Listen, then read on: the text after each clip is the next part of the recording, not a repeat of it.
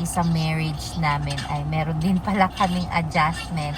Yung para kaming kakasimula pa lang ng aming married life.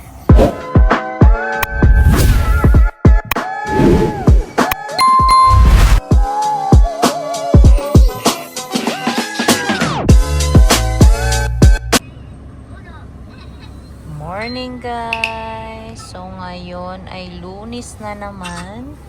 So hinatid ko lang si kuya and wala pa kasing oras. So naghihintay lang kami dito sa parking area. So habang naghihintay tayo sa parking area, magchichika-chika muna tayo kasi meron akong importanteng i-share din sa inyo about sa experiences namin ni Daddy sa mga adjustments namin. Alam niyo ba, isa sa big adjustments talaga namin ni Daddy ay yung magkasama kami palagi kasi syempre galing kami sa LDR for almost 9 years.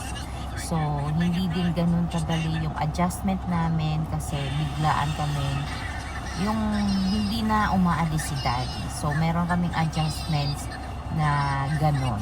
So, syempre, nung nasa Pilipinas pa kami, iniisip namin ni Daddy talaga na, ay, ito na talaga yung masayang moments kasi magkasama na kami palagi. Yung hindi na kami magkakalayo talaga. Masaya, hindi siya naging madali para sa amin. But yeah, for today's video, ikikwento ko sa inyo yung mga big adjustments namin. Dalawa from Seaman LDR to Canada Life na magkasama na kami pala. So yun na nga guys, before Canada Life, sanay kami ni Daddy talaga sa LDR na months kaming magkalayo. Tapos ako naman ay para akong single parent no, na ako lagi, ako lahat, ako sa bahay, ako magdesisyon, ako lahat yun. So para akong naging solo parent. So, si Daddy naman sa barko ay syempre ay trabaho, tulog, trabaho. Kasi barko yun, wala naman sila ibang mapapasyalan. And syempre ay namimiss niya kami araw-araw, oras-oras, bawat segundo namimiss niya kami. So, nasanay talaga kami sa setup na may distance kami palagi. So, kapag umuwi si Daddy, ay paro lang siyang namin guys, para lang siyang bakasyon. So, sweet moments, happy moments, gala dito, gala doon, kain dito, kain doon. Kasi ang nangyayari kasi dati kapag umuwi si Daddy, ay lagi kaming umaalis, lagi kami, syempre, mini-make sure namin na nasusulit namin yung panahon na si Daddy ay nasa lupa. Kasi yun lang yung time na magkasama namin siya. So, bihirang-bihira kami mag-away ni Daddy nung LDR pa kami tapos umuwi siya sa Philippines kasi para lang talaga siyang bakasyon kasi bakasyon lang naman talaga ni Daddy yun and hindi siya nagtatagal sa amin talaga ng mga ilang buwan, siguro ang pinakamatagal na bakasyon ni Daddy talaga ay yung naoperahan siya ng gallbladder niya. So yun, mga 8 months, almost 9 months siyang nasa Philippines kasi nag-heal pa siya nun eh. So hindi talaga kami sanay na lagi kami magkasama.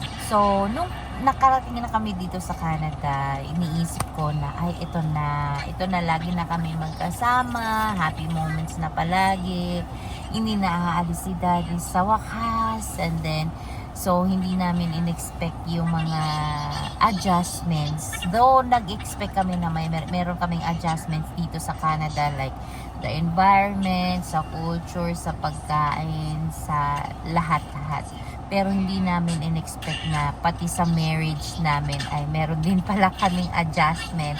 Yung para kaming kakasimula pa lang ng aming married life. So dito namin na-realize na magkaiba pala talaga yung buhay na lagi kayong magkasama at saka yung lagi kayong may distance.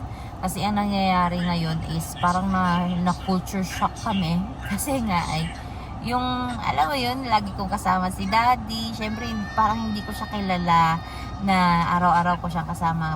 Parang ganon. And then, syempre si Daddy ay parang hindi din niya ako kilala. So, meron pa kaming moments doon na may mga hiya-hiya part pa kami. So, para talaga kaming bagong magsyota, bagong mag-boyfriend, girlfriend, parang bagong married life. So, ang nangyayari ay parang getting to know each other kami.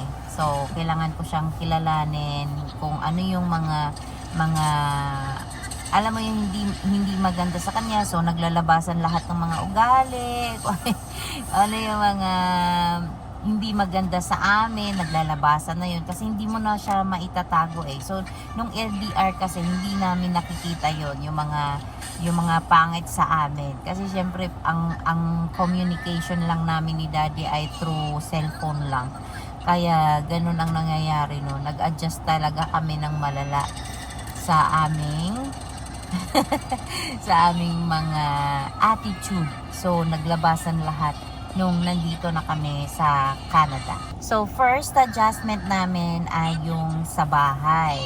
Dati kasi sanay ako na ako lahat yung gumagawa, ako lahat naglalaba, naghuhugas, naglilinis ng bahay, at the same time nag-aalaga ng bata. So ganun ang setup ko palagi dati.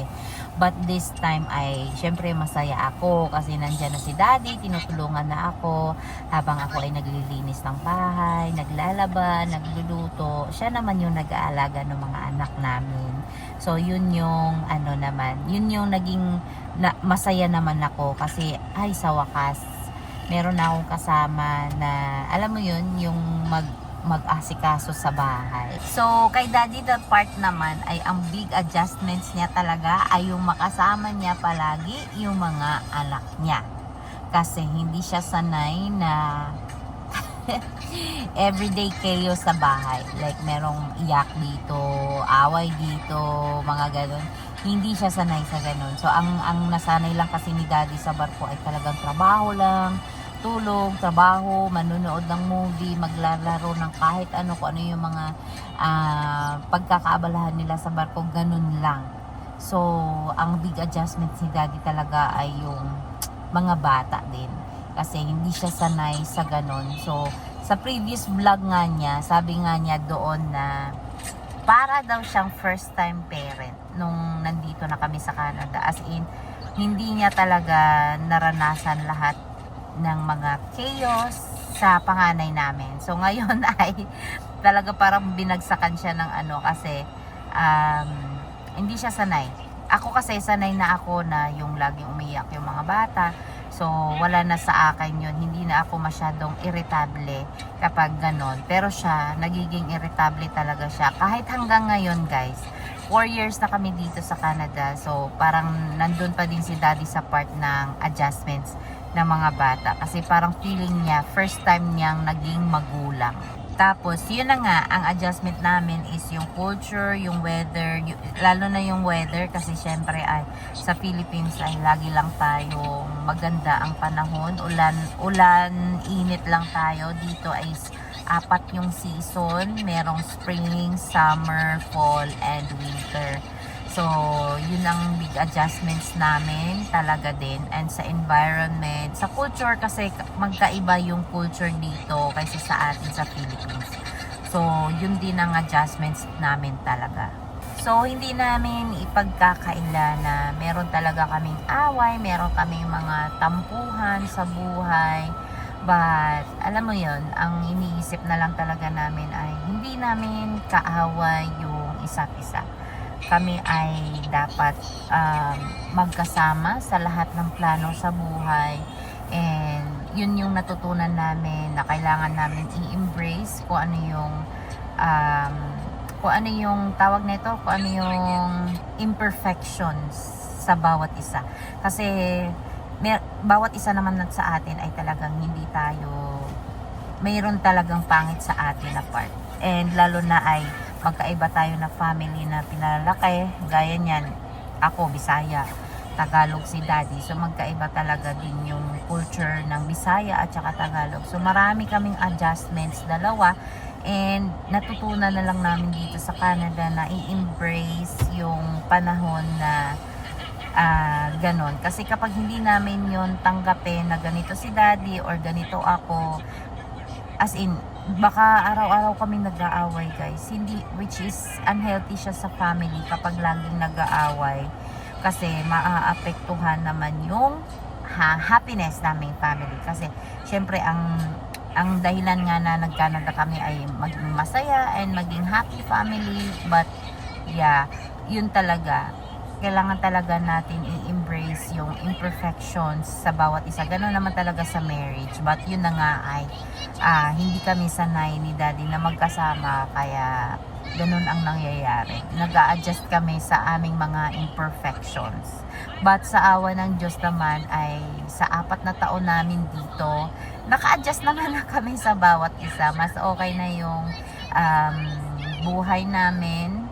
Wala kami masyadong barkada. So, though meron kaming mga friends, but hindi namin sila masyadong nakikita o nakakasama kasi mas priority namin yung mga anak namin, mas priority namin yung family namin kaysa sa iba. So, yeah.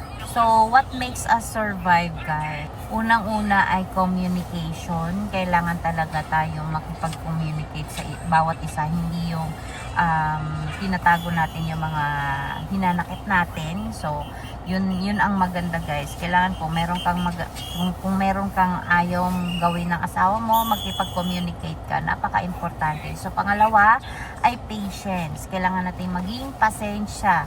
Hindi sa lahat ng araw ay kailangan natin magbubunga nga. So, ako naman sa part ko bilang isang babae, hindi ako tumatalak kaagad. Like, pinapakalma ko mo, kapag naiinis ako kay Daddy, ang ginagawa ko, pinapakalma ko muna yung sarili ko, hindi ako agad-agad nagsasalita.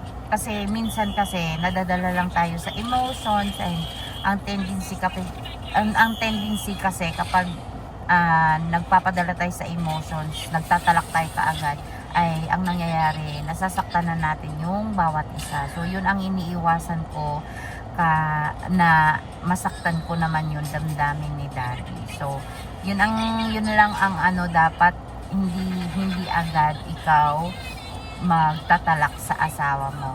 So, ang next ay teamwork. So, dito namin natutunan sa Canada yung magiging teamwork kami ni Daddy. Gaya niyan. Ako, naging stay-at-home mom na ako ngayon, but before kasi may work ako. Both kami ni Daddy may work. So, teamwork kami. Siya yung naghahatid ni Ethan sa morning, and then ako yung nagsusundo kay Kuya sa afternoon, kasi kailangan tugma yung schedule namin dalawa sa mga schedule ng bata. But ngayon na isa na akong stay-at-home mom, ako talaga yung full sa mga bata, like hatid sundo or may mga activities yung mga bata, maliban na lang kung merong mga day off si Daddy or mga wala siyang pasok. So kung may mga activities, minsan si Daddy na yung gumagawa. So hindi kami nag-iisip, hindi namin binibilang yung kumbaga si ganito, ako yung gumagawa. Hindi nagbibilang si Daddy. Kumbaga, example, si Daddy lang yung nagtatrabaho sa amin. So, hindi binibilang ni Daddy yun na ako yung nagpo-provide, dapat ikaw lang yung kumilos sa ganito, ganyan. Hindi. Teamwork dapat. Kasi kapag ganun ang mangyayari ay lagi lang kayong mag-aaway, mag-asawa. So, yun ang pinakamaganda and nag-work sa aming married life dito sa Canada, na lagi na kami magkasama. So, the good side of being together naman talaga ay kahit na mahirap ay masaya naman. As in masaya, kasi sa wakas ay magagawa na namin yung mga gusto namin gawin. Like, hindi na namin kailangan hintayin pa na magbakasyon si Daddy para gawin namin yung mga bagay-bagay. Sa simpleng kain lang sa table, or sa simpleng laro-laro lang sa bahay, or mga park day sa mga bata, yun, hindi namin yun nagagawa sa Philippines dati. So sa simpleng hatid sundo, nagagawa na ni Daddy yung mga ganon. Kasi marami kaming nasayang na oras, nasayang na moments na hindi namin makasama si Daddy dati. Kasi hindi niya talaga nakita si Ethan na lumaki. And yeah, nasabi nga niya sa previous vlog niya na yun, hindi niya nakasama si Ethan. Wala siya dito nung nanganak ako kay Ethan. Do nitong dalawa ay nandito talaga siya lahat. So we are so grateful kasi binigyan kami ng opportunity na makasama namin ang isa't isa araw-araw. Kasi hindi talaga alam naman natin sa Pilipinas na marami talagang mga OFW. Maraming OFW na mga nangungulila sa mga pamilya nila na kailangan nila magsakripisyo para lumayo. So, we are just so grateful kasi talagang binigay ni Lord sa amin to. And isa talaga to sa pangarap ko na magkasama kami palagi. Though, siguro kung maging kapitan si Daddy, mas malaki talaga yung sasahurin niya doon. But sabi ko kay Daddy, I don't need the money. We need them. And we need him na kasama namin palagi. Lalo na sa mga bata. Kasi, guys, hindi na natin maibabalik ang oras. Laging tatandaan na mas importante yung oras para sa mga bata. Kasi hindi sila laging bata.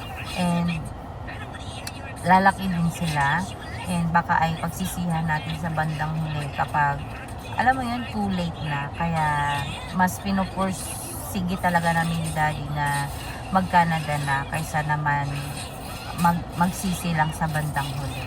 So, message ko sa lahat ng mga couple, married couple, or sa mga basta sa mga couple na LDR. So, valid lahat ng mga reason natin, no? Valid lahat ng mga pag-aaway or tampuhan minsan sa LDR. Hindi madali. Yan ang sinasabi ko, ang mga LDR na couple ay sila yung mga strongest couple kasi hindi talaga siya madali. Mahirap talaga. So, sa mga nagbabalak na magkasama na palagi, so, expect nyo yung mga adjustments, guys. Huwag kayong mag-isip na perfect kaagad yung marriage ninyo pag magkasama na kayo. So sa una talaga ay mahirap. Hindi talaga siya madali. But when you get through it na maintindihan nyo din. And like pasensya talaga. Mahabang pasensya ang dapat ninyong gawin sa bawat isa kasi hindi kayo enemy. Kayo ay pinag-isang puso yung mga ganon. So, huwag nyo isipin na enemy yung mga asawa ninyo. So, mahalin lang ang bawat isa. So, kung may mga away, tampuhan, ay hindi ibig sabihin na may problema rin yung relationship ninyo. Iyon ay ang pag-grow. So, nag-grow kayo as a married couple na laging magkasama or LDR. So, may mga moments talaga na gano'n. So, yun lang guys. So, I hope na meron akong na-share sa inyo. That's the real life story namin talaga ni Daddy. And I hope ay may na-inspire kami and meron kaming na-share sa inyo na makabuluhan. So, kung mga nakaka-relate kayo, mga LDR or mga tawag niyan, yung mga nag-a-adjust from LDR to magkasama na palagi, just comment down below kung ano yung mga experiences ninyo, kung ano yung mga big adjustment ninyo mag-asawa din. So, don't forget to like, share, or comment down below guys, and please subscribe our channel, and yeah, just follow our live here in Canada. Subscribe kayo sa aming channel, Kevin and Don Live, and see you to our next vlog. Bye!